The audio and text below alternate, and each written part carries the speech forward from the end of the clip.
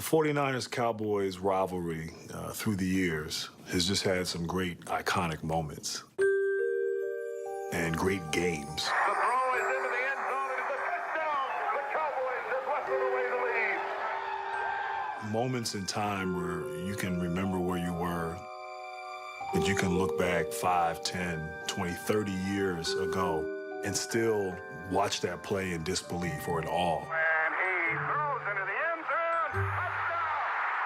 Touchdown, San Francisco! The thing is, up until the 90s, Cowboys and Niners had always been a one-sided rivalry. Every season, the San Francisco 49ers seem to face the Dallas Cowboys in one of those crucial games, and they lose. The Cowboys had owned the 70s, going to 5 Super Bowls and beating San Francisco 3 times in the playoffs. After the catch, the 49ers were the team of the 80s, one of the greatest teams ever assembled. There you go again. And the 49ers have won the Super Bowl.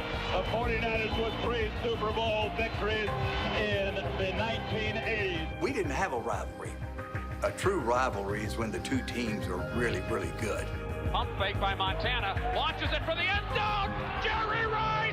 Touchdown, 49ers. The 49ers are the team of the decade, and they're starting the 90s looking like the team of the 90s. God, I'm so happy. I'm happy for the city. Mr. D had made the Niners shine. And almost as if in lockstep, so were the streets of San Francisco by the end of the 80s. There was something about being in that area during the late 80s and early 90s that was otherworldly. I'm thinking football. We're talking football, but on all sorts of things. Computers, laptops, and software. Different parts of the country, I think. They said, if we're going to stay current, we better look what's happening in the San Francisco Bay Area. The Niners flag was flying way beyond the Bay by then, like all the way to Hawaii, where Mr. D brought the entire organization to celebrate our 4th Super Bowl title. All I could get was the Hawaiian version of Huey Lewis and the News.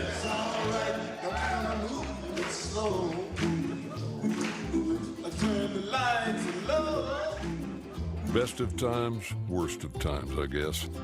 Because the 80s hadn't been so kind to the Cowboys or the city of Dallas. While the Niners were living large off pig and pineapple, we were back home praying for rain and bank loans. You have Dallas, Texas, this sort of a major metropolitan city. It's supposed to be this progressive city. We're just coming off of Dallas being this huge TV show. My mother is here visiting from Israel, and she was very anxious to see South Fork. Wealth and fame and success, and internally you kind of have this crumbling infrastructure. When I bought the Cowboys in 1989, it looked like an economic nuclear bomb had gone off. Buildings were half finished. The buildings that were finished were half occupied. 4 years and $7.6 million later, the home was still unfinished and in foreclosure. Banks, 90% of them went broke during that particular time. The Dallas Cowboys were losing $1 million cash a month. Times were so tough, even the famed South Fork Ranch from TV's Dallas was auctioned off on the courthouse steps. Going once, going twice. In real life. So, when I was buying the Cowboys, I had Jimmy come over and I said, I want to paint a little picture. What if we went down there? What if we could turn it around? What if we could get in here and have success? And what if at the same time we were doing that, about that time, the city and the economy started raising from its knee and straightening up? And we could say we were a part of bringing it back. The savings and loan scandals, the drop in oil prices, months and months and months without rain, that was all secondary. If the Cowboys were winning, we would have survived that decade so much better. But with the Cowboys losing, oh my goodness, I'm not sure life goes on. The 1-15 season absolutely took things over the top. When I got to Dallas in '90, there was a rift between the Dallas Cowboys and its fans. They've embarrassed us. We are proud people. We're proud of our football team and proud of all this. And the way they've done it has just torn that all down. You going up against Jordan, you know Jordan is going to give you his best. That's how we work with the 49ers. When you have the gold standard like the 49ers have, when you're using them as a measuring stick, and you go out there and you get hammered 24-6. Emmitt Smith, fumble, San Francisco ball. Charles Haley, always in relentless pursuit, winds up recovering the fumble. To only amount to 6 points. We're looking at ourselves and saying, if we want to be like that, we have a lot of work to do. This 49er team has everything, and I don't know that it isn't the best team that's ever been. Oh, my, what a play for San Francisco to finish this game. Unless something changes, I don't know how the 49ers can be beaten. Two things did change. Looking for someone. Oh, they got him. They got him back to the 15-yard line. Joe Montana got hurt. And in Dallas, Jimmy Johnson traded away the Cowboys' best player, Herschel Walker, for a wagon load of draft picks. Outstanding second effort by Herschel Walker. One agent said it's the biggest trade he has ever seen. One owner said it's a great train robbery. Whatever it is, we're happy with it. 2 years later, in 1991, all of those draft picks started paying off. The gray clouds were lifting, and the lining beneath them was a silver helmet with a new gleam.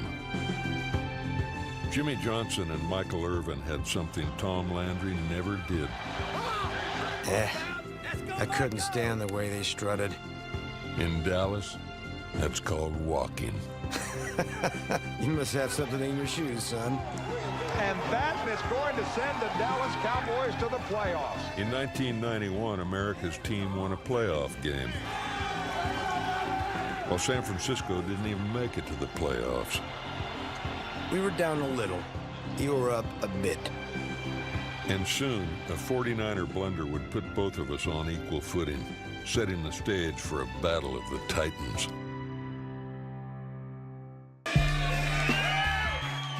With 4 Lombardi trophies on the shelf, our Niners started getting the rock star treatment. And soon, real rock stars were showing up at our games. What? Is that Peter Frampton? Journey frontman Steve Perry? And Jersey guy Bon Jovi? No way. And don't forget the Hollywood crowd, from Danny Glover to Oliver Stone. Niners games became a who's who of beautiful people. They wanted to sing the national anthem. They wanted to come in after the game and say hi to everybody. This will be my first football game. Ever. I know Joe Montana's supposed to be really great. Everybody from the movie stars to the rappers to the race car drivers end up showing up on the sideline. And here comes Huey Lewis out of the stands. Did you see him? That was a new thing to me, but it became a normal thing. The real Field of Dreams was anywhere the 49ers were. But by 1992, there was one person San Francisco no longer wanted around. And it's Charles Haley with another sack. It was easy to see remarkable football ability as pass rushing defensive end. The other thing you saw is he got in a fight almost every day. Off the field, Charles, in the locker room especially, he was predatory. If you had some physical mark or something that could be made fun of, you just stayed away. Steve, you got to give me your best Charles Haley story. I can't give you all. I know there's many that I cannot. The best ones I cannot tell you. Steve, come on. Didn't he urinate on an assistant coach's desk? We tried to get Charles into a little bit of a treatment situation, which of course he said no. Haley upset about something. And that really made it perfectly clear that Charles wasn't willing to accept treatment that at least we would provide, and he had to go. He said, Jimmy, he said, would you be interested in Charles Haley? I said, yeah, I'd be interested in Charles Haley. I said, well, let me get back to you. And what I did is I had my assistant coaches call the assistant coaches with the 49ers to find out what the problem was. Then I had my players call the players They said he was a hard worker and he was a smart guy. Well, when I found that out, regardless of the problems that he had with the coaching staff, I knew I could deal with him. It only took a second and third round pick for Jimmy Johnson to lasso the guy the 49ers didn't want. I was very depressed. And then Jerry Jones picked me up at the airport. Well, I didn't want you to get lost when you came in here on the way here. He wanted to look in my eyes and let me know that he took a chance on me. And what am I going to do? That was a game changer for me because I've never had anybody like that do something like that. It was a loss, like losing a football game. You don't forget it. Wilson back, pressure from Haley, and he buried it. You know, that was one of the worst mistakes that we made.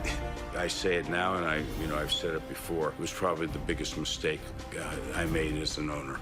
And what a great pass rush by Charles Haley. We went from 17th in total defense in 1991 to first in 1992. The moves that took place transformed the whole team, and everything came together much quicker than most people anticipated, including probably Jimmy and Jerry. Hello, everybody, and welcome to the Field of Streams, Candlestick Park, the NFC Championship game between the San Francisco 49ers and the Dallas Cowboys. It's been a long climb back for the Cowboys since the famous game in the playoffs in 1982 in January when Dwight Clark made the catch that started the 49ers in their road to 4 Super Bowls and ended the Cowboys' vision of America's team for another decade. It was a big motivation for me because I was very angry that I got traded. 385! It brought a lot of hate and anger. I still think that a lot of people at that time didn't think we could beat them. They were still a team that everybody would pencil in to be the Super Bowl champion. And to be on the cusp against a great team on their field and then break through was unbelievable. I still to this day think that was the best game that group played. Emmitt Smith carries it in. This team's going to Pasadena. This was a football game. This was a championship game. This is a game you could see coming all year. You knew that these were the two best teams in football. And people had argued that it was the 49ers or the Cowboys. Today, here in Candlestick, the Cowboys proved that they were the best team. It's my most bitter loss in my career. It's the one that sticks with me. To not play great and not get everything done the way you want to, that was a painful, painful day. The Cowboys are going to a Super Bowl. Charles Haley has to be a happy guy, too. I mean, he's a guy who started this year with the 49ers. This is my Super Bowl. The next game we play just to be a regular game for me because this game means more to me than anything else, just playing my ex-teammates and winning. I think that trade is what allowed us to compete with the 49ers. I gotta believe that Carmen Policy was thinking, you know, of all the teams, this was probably a mistake. Haley coming back to haunt us hurt. Knowing it was Montana's last game in a 49er uniform hurt even more. But what stings the most to this day is anytime we hear Jimmy Johnson's words from the post-game locker room. Just a couple of years ago, we're 1-15, and we got guys calling out our plays, and there's absolutely no respect from any opponent that we played against. And here we are. We're in the locker room at Candlestick, and that just comes out. How about them Cowboys? I think when he said it, you know, it was you heard the cheer, you know, in the background from the entire locker room. One more time. How about them Cowboys? How about we move on? After beating the 49ers in the 1992 NFC Championship, our Cowboys crushed Buffalo in Super Bowl 27. Haley hit him, picked up in the air for a touchdown. The Cowboys are back on top of the mountain now. They were there in the 70s, fell off in the 80s. They're back on top now, and they should stay there a while. We were kings of the football world for the first time since 1977. It seemed familiar, like history repeating itself. But instead of our 1981 upstart Niners, It was the '92 Cowboys who came out of nowhere and took the throne. It wasn't easy watching the Cowboys parade around town, wearing what had been our crown for the last decade. From the Super Bowl champion Dallas Cowboys, here's Emmitt Smith.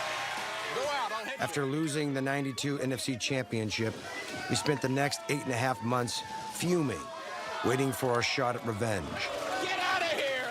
And the chance to prove that the 49ers were still the team to beat. We just stared at each other. I mean, we just watched each other every week win or whatever we were doing and watch the standings and just, we knew what was coming. We met again in Week 7 of 1993. Deep ball, left side, wants it all. It's caught at the 5, and it's in for the touchdown. And who do you think it is? Michael Irvin. Despite that win, some were still doubting us when the Niners came back to Dallas for the NFC Championship. And Jimmy took umbrage. I heard Dan Reeves on the radio saying, yeah, I don't know who's going to win. It's going to be a tight ball game. The 49ers are real good, et cetera, et cetera. And I said, well, I'll solve this. I just called in, and I said, we will win the ball game. And you can put it in 3-inch headlines. We will win the ball game. Yeah, Jimmy had too many Heinekens that night, I think. But having said that, he was not afraid to tell a team, to tell a player, hey, you're really good, and we're going to beat these guys. When I saw it, I remember sitting on the bus, riding to the stadium, and we're going to win it, 3-inch both letters. I looked over at Coach, I said, I said, don't worry, I got your back. Jimmy's proclamation seemed to rattle the 49ers. They drew a 15-yard penalty before the ball was even kicked off. And you know, the interesting thing, the guy that kind of started all that was Jerry Rice. And that's the guy you would least expect, I think, to start something like that. I think that he's had enough talk about the Cowboys being America's team. Well, he admittedly says that he's been thinking about this rematch. Just because you're Jerry Rice, just because you guys are the team of the past, you know, our guys not backing down. The Cowboys' Big D manhandled San Fran. The worst part was that once again, it was former 49er Charles Haley who did the most damage. I mean, that's the way you want to hit him. It is intense. They've knocked Steve Young every way but loose. He has his jersey out, his undershirt hanging out. Our offense made it look easier than pecan pie. Middle wide open, Smith, touchdown. Caught it at the 5, looked around, literally parted the Red Sea. They were a machine. If we had played them 16 more quarters, it would have only gotten uglier. That's why Jimmy Johnson can guarantee victory. Play like that. The Cowboys didn't wait for the torch to be passed. They grabbed it, then used it to beat down the Niners en route to the Super Bowl for the second straight season. We had championship games that we'd lost before, but the Cowboys made it harder. We used to this. Nothing more than what we expect. We expect this to happen. It's already brutal, but the fact is Cowboys, then you do it again. The Cowboys are now holding us back from the Super Bowl.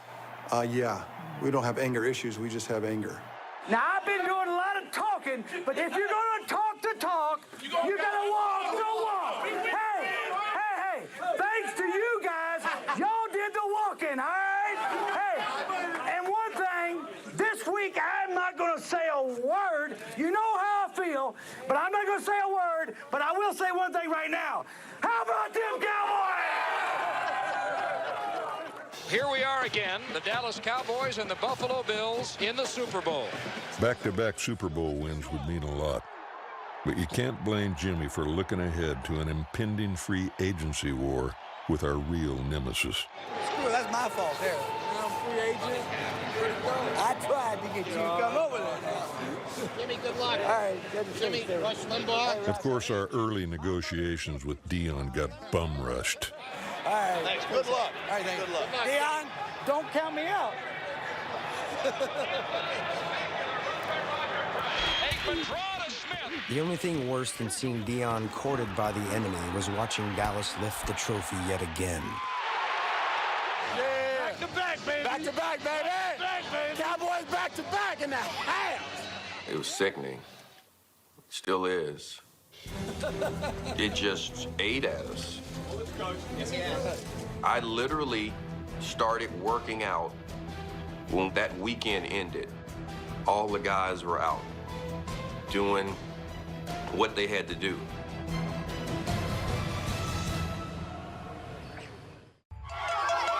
In Dallas, there was jubilation. We're the elite. We're the Cowboys. Thank you, God. There were celebrations in bars, and this at a Baptist church. The Dallas Cowboys become only the 5th team to win consecutive Super Bowls. And guess what these confident Texans are saying now? Twice in a row. We're going through our three-peat now. Let's do. We're going for 3.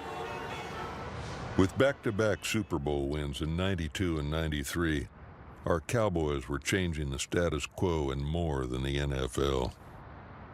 Success has a way of spilling over into other areas. And the success of the football team was like a shot of B12 to the city of Dallas. The sounds of machinery are really the sounds of cowboy mania. Matt Lampier knows this for sure. Fort Worth's Lone Star Sportswear has been printing 1,000 T-shirts an hour. There's a group of guys that we got to know, and they had a little pizza shop, and he would tell us, if you guys win, I'm serving pizzas till midnight. If you guys lose, it stops when your game is over. And you kept hearing that more and more from people around town. And when you're in the middle of a great season, the impact it has on my business is unbelievable. Dallas wasn't the city it had been just 5 years earlier, let alone 25 years earlier. Togetherness. That's what we want. We've been divided too long. It was a sentiment that carried all the way to the mayor's office.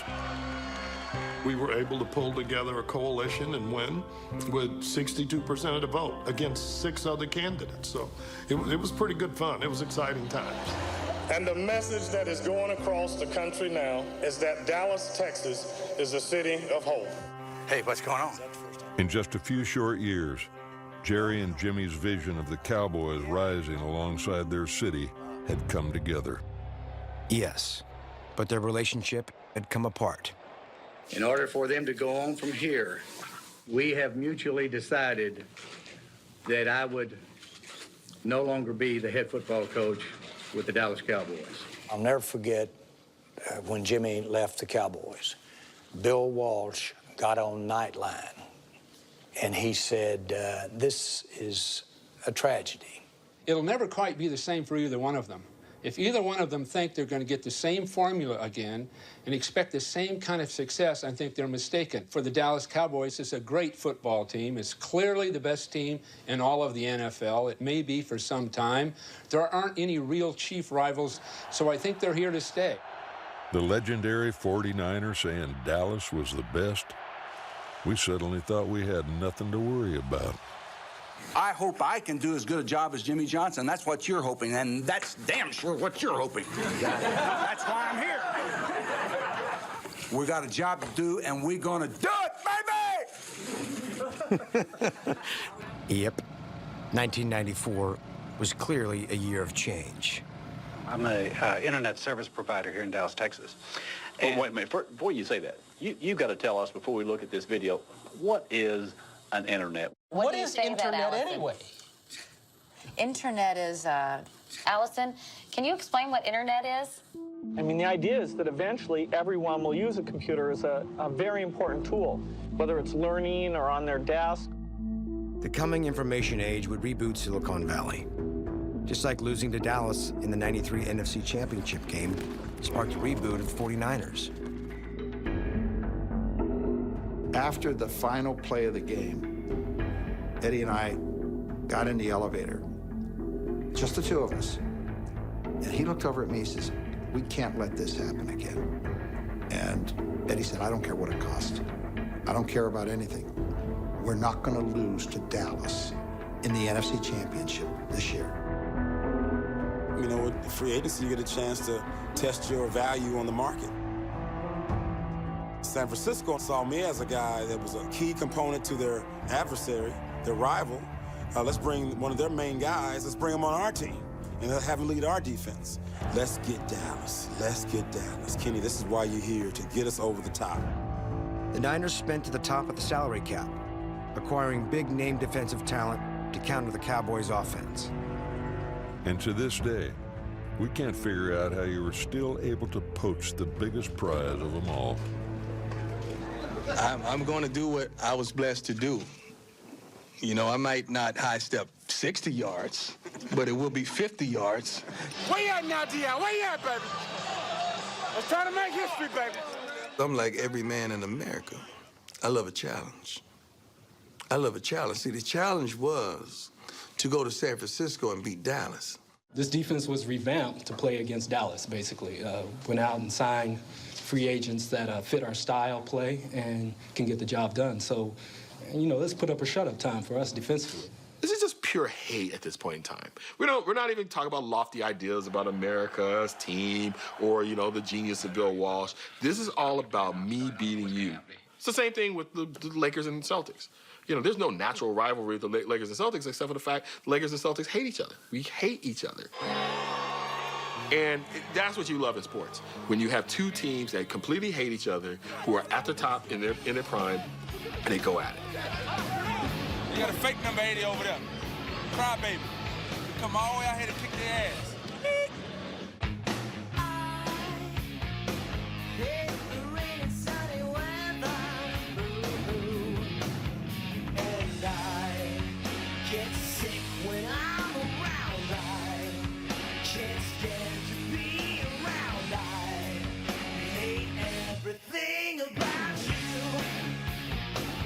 I mean, you look at them, they both had great quarterbacks. They both had great wide receivers. They both had great secondaries. They just happen to hate each other. Picked off, Burton Hank. The ball is tipped up and intercepted. Burton Hank can run for governor. This is a hurdle. If you score now, we need 7 points. We score now. 7 points. And again the bootleg. Young, unbelievably, this time throws. He gets it to Brett Jones into the end zone. Back to throw is Young. And he sends it way down the left sideline for Rice. Gary makes the catch. Breaks the tackle. Touchdown 49ers. And everything about you. Steve Young's doing a victory lap. I've never seen him do that. I don't think I've ever seen Steve Young so excited. This is our house. In sports, the NFL's Game of the Year turned into a gold rush when the Super Bowl champion Cowboys were corralled by the 49ers. That one, to let them know that it wasn't the same old 49ers. It was a new team with a lot of swag. Dallas needed to feel it, and they felt it. How well do the Cowboys and Niners know each other? Today's game marks the first time ever that two teams have faced each other 3 straight years in the NFC title game. San Francisco and Dallas were the two best teams in the league in 1994, on a collision course for an NFC championship rematch ever since the season began. The Super Bowl wasn't for 2 more weeks, but we all knew this was the main event. This was football at its very best for this generation. You got the NFL's all-time leading rusher, the NFL's all-time leading receiver. The Cowboys had maybe one of the greatest offensive lines ever assembled. The Niners had defensive playmakers galore. These teams were dead even. Remember last year they had a fight? Well, this year they had another fight. The 49ers are down there warming up. Here comes a batch of Cowboys, and they just start warming up in their warm-ups. Look at this. There's action down there before the action. That passion, that emotion is what makes these rivalries great, because it's not just felt by the players, it's felt by the fans. The pregame scuffle had us fired up. This time the Cowboys weren't going to push us around. It always amuses me when California guys try to act Texas tough. Comparison to a heavyweight championship fight, Ali Liston, Ali Frazier, Ali Foreman is absolutely correct. It was the most pressure that I ever felt in my 15 years there, because we loaded that team to beat Dallas. All those moves would have failed if we didn't win. The pressure may have been on the Niners, but it was the Cowboys who looked tight early. Back to throw is Aikman. Has time.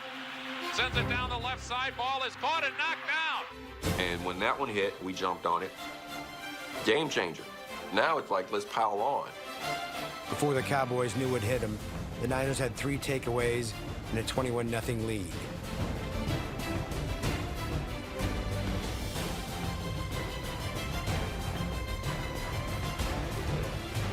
I call them all up. I said, you know what's great about being down 21-0 the first 5 minutes of the game? They're all looking at me stunned. What the hell could be great about this?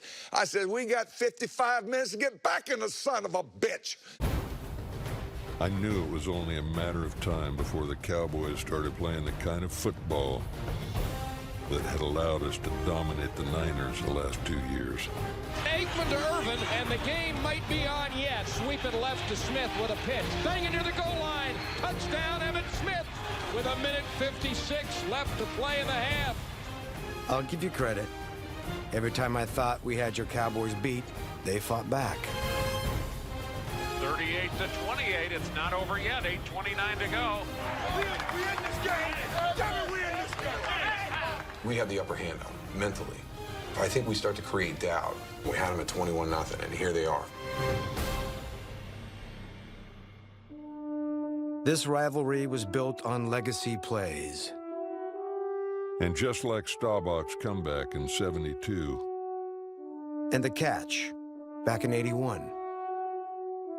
The '94 championship would be decided by a signature play that would add yet another chapter to this tale of two cities. 6:14 to go, 38-28. 2nd and 10, 43-yard line. Tension building in the crowd and on the sidelines. Everything at stake, a berth in the Super Bowl. Aikman drops back to throw. Launches it way down the left side. It looks too deep and it's incomplete to Michael Irvin. Big defensive play by Sanders. Half the Cowboy team is on the field claiming pass interference. And he had Deion on that one. Boy, Deion Sanders slipped on that one. Yeah, he slipped on the brake. Yeah. Whoa, close call. That may have been the defining play of the game. That was a great no call. For years, Michael Irvin dominated by pushing off. So there's no way one of the most aggressive receivers of all time can complain about a little hand check. That play was exactly why we signed Primetime. I don't care if Deion is a coverage god. That's pass interference. He put his entire arm across Irvin's chest. The playmaker couldn't even raise his hands. It's BS. So I don't think there's any question. That's not a flag at all. Well, it should have been called. Had they called that pass interference on Deion like they should have, we would have won. We talking about ifs? I mean, come on. I'm an analyst now. To the letter of the law, can I say, is it pass interference? Yes, I can. Please. We had a 10-point lead, and it wasn't even a scoring play. And he probably wouldn't have caught it anyway. We held you to 1 touchdown and outgained you 2-1 in the second half. You guys were on the cusp of another candlestick collapse. The only thing that fell apart was your dream of a three-peat. Here we go, 4th and 11. Aikman's back, Harris Saxon. That might about do it. And the Cowboy 2-year reign is coming to an end. I thought we had the better team. Broke my heart. Only one of 2 times I've ever teared up on a loss in the NFL. It's one of those special games that years later, we still talk about. And when we do, the argument continues over the play that decided it. Come out, when it was in the air, you started leaning and grabbing. I didn't grab you. Okay, that's your 30 seconds. This is how I see it. This is how I see it. Okay, it's okay. It's stop and go. You coming, you going this way. Okay, you right here. You thought you was open, but you ain't see that red Lamborghini coming. That Lamborghini was coming. You could say that the play decided who would win the Super Bowl that year. What you call it, Marshall? Get out of here! What you say, Rich? Let it go! No argument there. By 1995, the NFL was a 2-team league. Eddie DeBartolo's spending spree had tipped the balance of power back in our favor. you bought a championship. Fortunately, like J.R. Ewing, Jerry Jones just wrote a Texas-sized check. We knew that it was us or the 49ers. A lot of the moves that we made were not to compete with the Redskins and the Giants and the Eagles. They were to beat the 49ers. And this is what I love about Jerry. They had Deion Sanders, the most dominant cornerback at the time, maybe most dominant ever. And then we go get him. And now he's got the star on his helmet. We accomplished great things in San Francisco last year, but we have to move on in life. One key point that really enhanced my decision was a 3-hour conversation with Mike Irvin. I can't say that I've ever had that type of conversation with a Steve Young or Jerry Rice. I said, Mike, these people in Frisco, they love football. The fans are wonderful. He said, whatever the fans are there, 10 multiplied by 10 times. And that's what you got here in Dallas. He was a mercenary.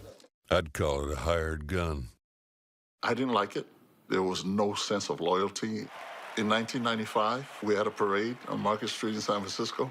Neon Deion, Mr. Prime Time himself, Martin. Deion was looked at as one of the heroes. 6 months later, he's fielding a punt for Dallas, and he's getting booed. I don't care what it takes. You get me Deion.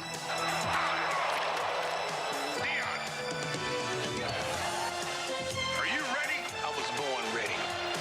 Run, cowboy. Life imitated art. The Cowboys had become a soap opera. Who cares? Dang, if I had 11 men like that, I could rule the world. Dynasty was a better show anyway. We went and played Dallas in Dallas in 1995, undermanned without Steve Young. The media from the Bay Area didn't travel with us to Dallas. They thought we were going over there to get executed. Gerback to throw. Over the middle. It is caught. Here's Rice. He's off and running. They can't catch him. He'll beat them all. Gerback goes back to throw and a little short pass. Over the middle of Ellie's in. He high steps it like a certain number 21 used to do. From a man standpoint and a player standpoint, it was one of the most important wins of my career. It was a sweet moment in an otherwise bitter season, at least by Niner standards, because a few months later, we didn't make it back to the NFC Championship. And boy, did we miss you. En route to our 3rd Super Bowl win in 4 years. We did it our way, baby! We did it! We did it! That season, 1995, marked the end of the hot war between the Niners and the Cowboys. But after a quarter of a century, the history our teams made for ourselves and for our cities was undeniable. This is one of the most fascinating relationships in the history of the NFL. From a political, cultural perspective, they could not be more different. But yet, in so many ways, they were mirror images of each other. They were the same. If you look at the 34 games that they have played, the 49ers have won 17, Dallas has won 16. There's been one tie. Both are tied for second in terms of the number of Super Bowl wins at 5. 5 big ones! But more important than that, both franchises overcame phenomenal tragedies and made contributions that were so far beyond the confines of the arena. The Cowboys changed the image of Dallas to the point that the first thing people think of when you say Dallas is not an assassination of a president, but the Dallas Cowboys. When you talk about San Francisco, you think about the catch. You don't think about age. You don't think about Jonestown. You don't think about the assassination of a mayor and a popular supervisor. It was much broader than just football because of what both teams had overcome and the pride that they took. 49ers-Rams was a rivalry. Dallas-Washington was a rivalry. This is an ongoing intergenerational feud. Like the wallpaper sticks to the wall. Like the sea shark clings to the sea. Like you'll never get rid of your shadow. Frank, you'll never get rid of me. Like Athens and Sparta, Montagues and Capulets, Hatfields and McCoys. Are the Cowboys and Niners. Two sides that pushed each other to places they would have never reached alone. We're closer than ripples that play in. Authoring a story fueled by hate and loving every minute of it. And now to repeat what I said at the start, they'll need a large crowbar to break us apart. Two heavyweights going at it. Somebody gonna get knocked out today. For my